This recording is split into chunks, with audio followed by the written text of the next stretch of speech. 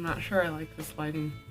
I've been trying to fix things for like a half an hour, but no matter which way I face the light, I still show my glow-in-the-dark pale as fuck skin, so I guess we're just gonna have to put up with it. Hello world, my name is Kaylin, and welcome to my first YouTube video.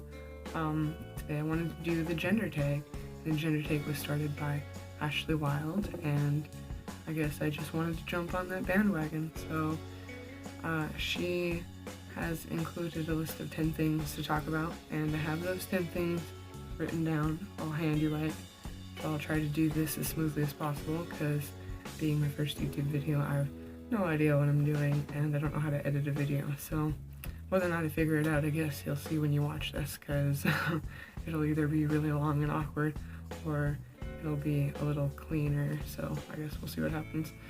Alright, number 1 on the list is my gender identity and what it means to me. So I personally identify as trans, masculine, non-binary. And what that means to me is I do not fit the gender binary of male or female, but where I stand on the gender spectrum is probably closer to the male side. I would like to start testosterone. It's probably obvious that I have not gotten to start it yet, so I'm not beginning my journey, but eventually I'll be there, hopefully. So, I'm moving on to number 2, is my pronouns. I personally prefer they, them. I don't mind he, him. I do mind she, her. I get called that a lot, and it's very bad. Number 3, style of clothing I usually wear. I have a personal favorite of graphic tees, graphic tanks, stuff like that. Recently fell in love with snapbacks. Used to really hate them. I kind of made fun of people for wearing them, and I guess that's probably why I like them now, because that's karma, right? You make fun of somebody for something, and then turns out that you become that thing. Or at least I like to think so. Makes me feel better about myself when I picture all the mean people in the world getting what comes to them. So, and number 4 is choice with body hair. How do I style my hair? Facial hair, do I shave? Well, being pre-everything, I do not have facial hair. Now that I am out socially to my friends and everything, I don't shave. I made the decision to not, and it's not really impressive, but I'm kind of proud of it anyway, because it's a step towards, I guess, proving that I don't identify as a female, so I am no longer bound by those social rules to do so. If I get facial hair in the future, I guess I don't know. I'm excited for certain things like body hair. I would actually really like to have facial hair on my jaw, but how I feel about a mustache, I don't know. I guess we would see if and when it comes in, because I don't know, seeing a lot of boys that are going through puberty, I guess, that have little creeper stash. Not for me. If I grew a creeper stash, I'd probably just shave it off. But that's just me personally. So, how do I style my hair?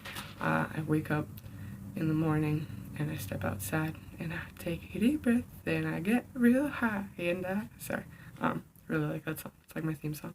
But I wake up in the morning and I just kind of, that's how I style my hair. That's about it.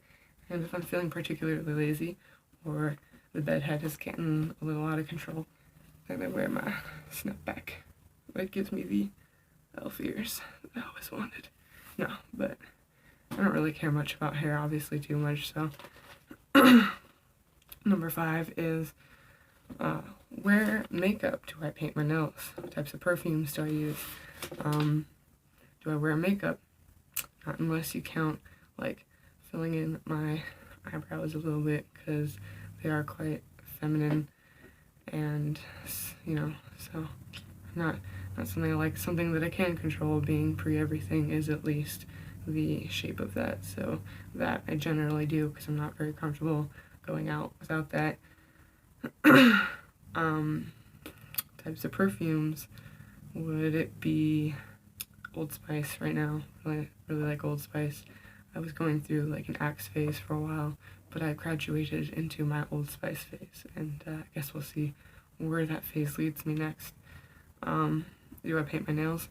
Not really. My job is pretty physically demanding, and my nails are always breaking and cracking and shit. I don't know if you can. Yeah, no, probably not. They're all broken and different sizes, and they look nasty. I never really cared about nails. So, alrighty, number 6 on the list is, have I been misgendered, and if so, how often? Whoa, crazy light, calm down.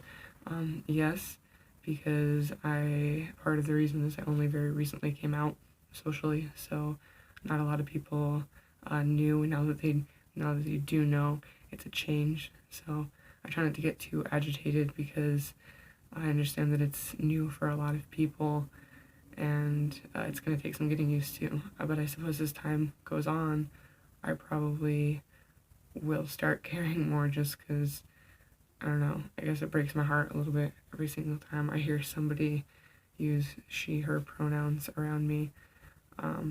But you know, I'll get there, hopefully. I'm hoping. My friends are trying. That's the important thing. And my job actually has been really supportive about it.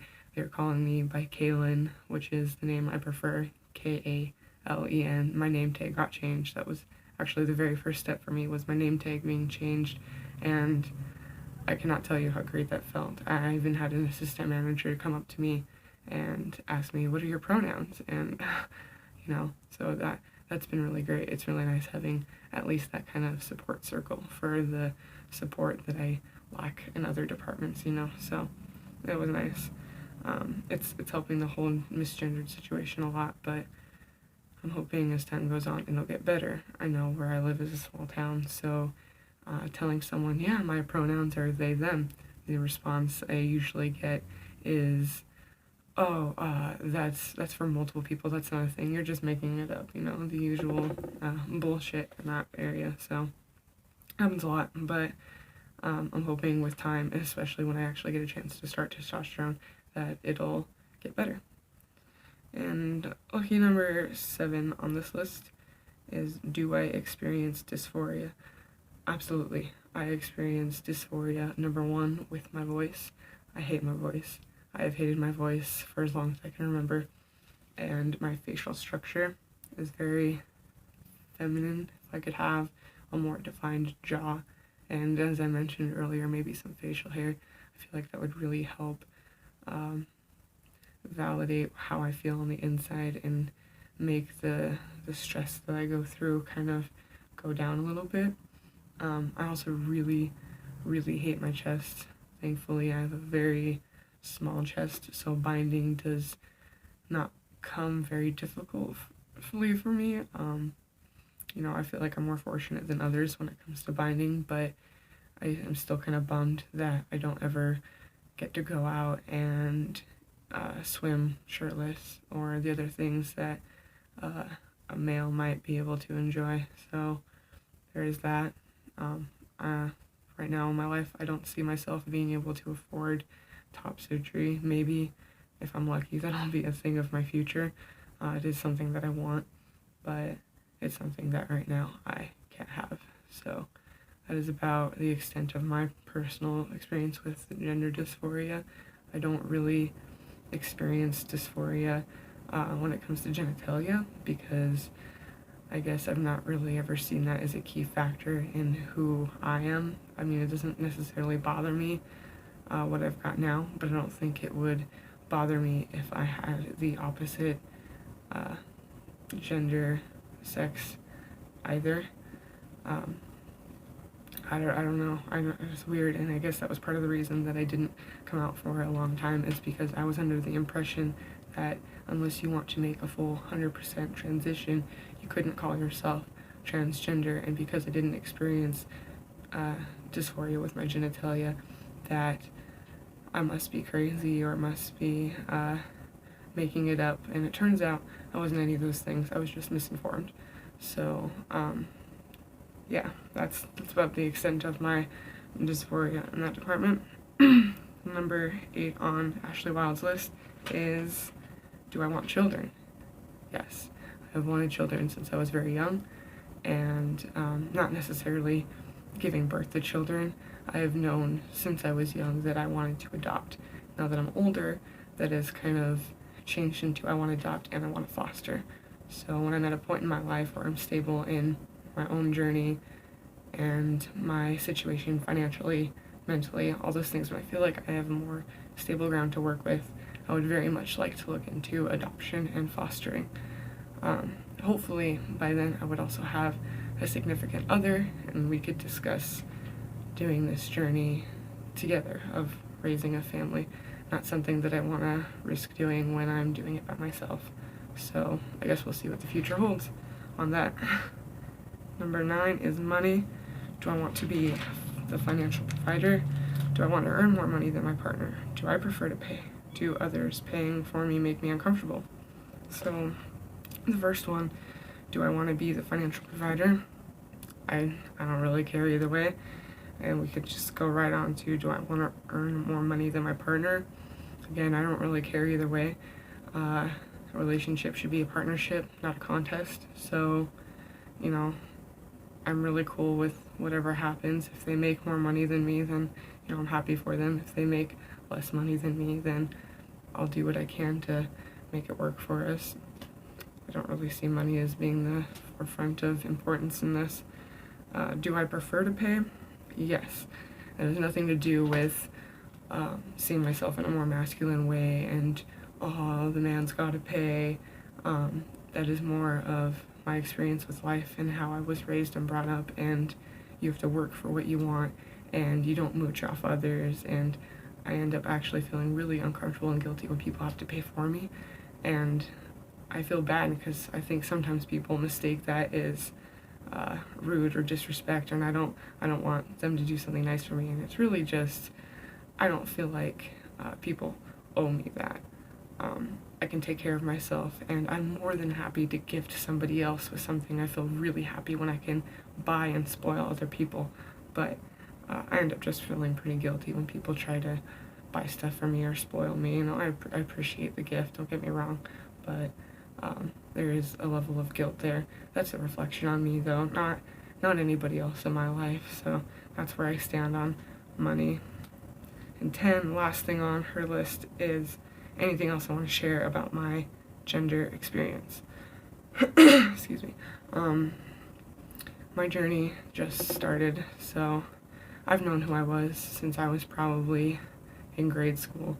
I actually had I tried to tell people in my class anyway that I wanted to go by a different name. It started with the same letter of my birth name, but it was a masculine name, not exclusively feminine like my birth name is. So my teacher, it was a Christian school teacher. I bounced between Christian and public schools a lot, and teacher quickly shot that down, and family, very, very religious family, quickly shot that down and reinstalled the idea that there is only,